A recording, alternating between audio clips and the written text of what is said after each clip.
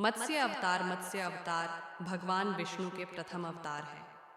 मछली के रूप में अवतार लेकर भगवान विष्णु ने एक आर्षि को सब प्रकार के जीव जंतु एकत्रित करने के लिए कहा, और पृथ्वी जब जल में डूब रही थी तब मत्स्य अवतार में भगवान ने उस अर्षि की नाव की रक्षा की। इसके पश्चात ब्रह्मा ने पुनः जीवन का निर्माण किया।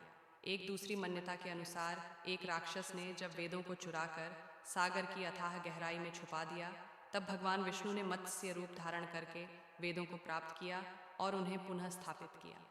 मत्स्य अवतार की कथा। एक बार ब्रह्मा जी की असावधानी के कारण एक बहुत बड़े दैत्य ने वेदों को चुरा लिया। उस दैत्य का नाम हयग्रीव था। वेदों को चुरा लिए जाने के कारण ज्ञान लुप्त हो गया। चारों ओर अज्ञानता का अंधकार फैल गया और पाप तथा अधर्म का बोलबाला हो गया। तब भगवान विष्णु ने धर्म की रक्षा के लिए मत्स्य रूप धारण करके हयग्रीव का वध किया और वेदों की रक्षा की। भगवान ने मत्स्य का रूप किस प्रकार धारण किया, इसकी विस्मयकारिणी कथा इस प्रकार है। कल्पांत के पूर्व एक पुण्यात्मा राजा तप कर रहा था। राजा का नाम सत्यव्रत था। सत्यव्रत पुण्यात्मा तो था ही, बड़े उदार हृदय का भी था। प्रभात का समय था, सूर्योदय हो चुका था। सत्यव्रत कृतमाला नदी में स्नान कर रहा था। उसने स्नान करने के पश्चात जब तर्पण के लिए अंजलि में जल लिया तो अंजलि में जल के साथ एक छोटी सी मछली भी आ गई। सत्यव्रत ने मछली को नदी के जल में छोड़ दिया। मछली बोली, राजन, जल के बड़े बड़े जीव छोटे छोटे जीवों को मारकर खा जाते हैं। अवश्य कोई बड़ा जीव मुझे भी मारकर खा जाएगा। कृपा करके मेरे प्राणों की रक्षा कीजिए।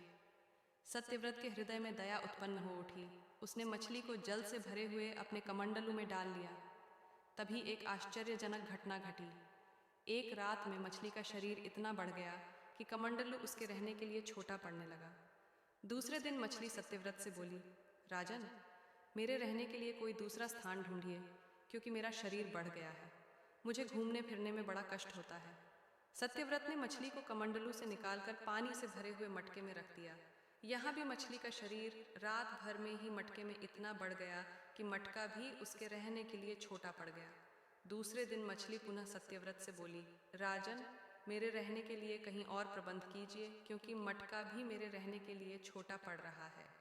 तब सत्यव्रत ने मछली को निकालकर एक सरोवर में डाल किया, किंतु सरोवर भी मछली के लिए छोटा पड़ गया। इसके बाद सत्यव्रत ने मछली को नदी में और फिर उसके बाद समुद्र में डाल दिया। आश्चर्य! समुद्र में भी मछली का शरीर इतना अधिक बढ़ गया कि मछली के रहने के लिए वह छोटा पड़ गया। अतः मछली पुनः सत्यव्रत से बोली, राजन, यह समुद्र भी मेरे रहने के लिए उपयुक्त नहीं है। मेरे रहने की व्यवस्था कहीं और कीजिए। अब सत्यव्रत